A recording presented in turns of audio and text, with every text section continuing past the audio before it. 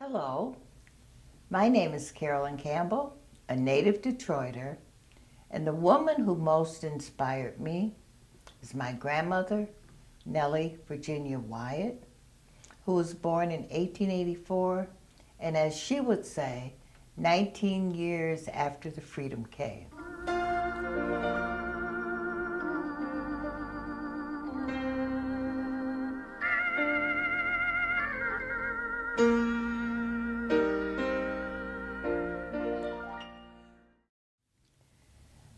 My grandmother was a school teacher. I'm a teacher. But that's not the connection that I'm telling today. I want to tell how she held me up and inspired me to become the woman I am. And this story is not a unique one. This is a story of hundreds of women. Women who struggled through segregation, through Jim Crow, through the educational disparities in our society that my grandmother encouraged me to hold my head up and do it. My Nellie, my grandmother, received her degree in 1903, Mississippi State Normal College, and taught in a one-room school started by the church out in the rural area. I had the pleasure of going to school with my grandmother every summer of my school age years. See, every summer we would go down south. And how my friends were saying, we're going down south. We never said the state. You never said the city. You said, I'm going down south. But when I went down south, I went to school with Mama. Every morning we'd get up and walk down the road to the school. And she'd say, oh, go do this. You take these little kids. And it was all the children were in one big room, all ages, all sizes. And she was the only teacher. So I think she must have looked forward to my help, although I was probably a hindrance more than a help many times.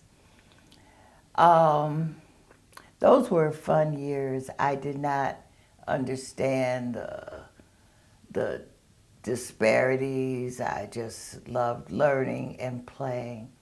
Yet, as I grew in my life, I married young, had children, and it never occurred to me not to continue going to school.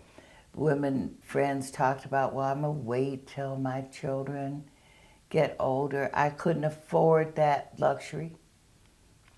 I was going through divorce, and my mother became terminally ill. My grandmother came up to Detroit, and we would take turns caring for my mother while I worked in the post office and was a student at Oakland University. And I recall just being so tired. I recall my grandmother and my mother putting dollars under their pillows so I could buy a book, pulling these little dollars out, saying, here, this is for you to get your book. I know you need it. And I would just feel so tired. My grandmother would say, girl, hold your head up. You can do this. Hold your head up. You can do it. And ain't I a woman? Then they talk about this thing in the head. What's this they call it? Intellect. That's it, honey.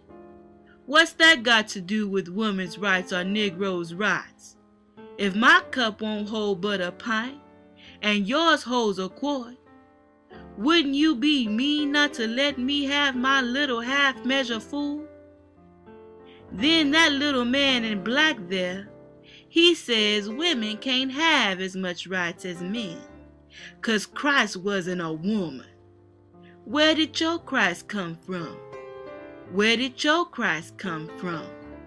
From God and a woman. Man had nothing to do with him. If the first woman God ever made was strong enough to turn the world upside down all alone, these women ought to be able to turn it back and get it right side up again. And now they is asking to do it. The men better let them. Obliged to you for hearing me. And now old Sojourner ain't got nothing more to say.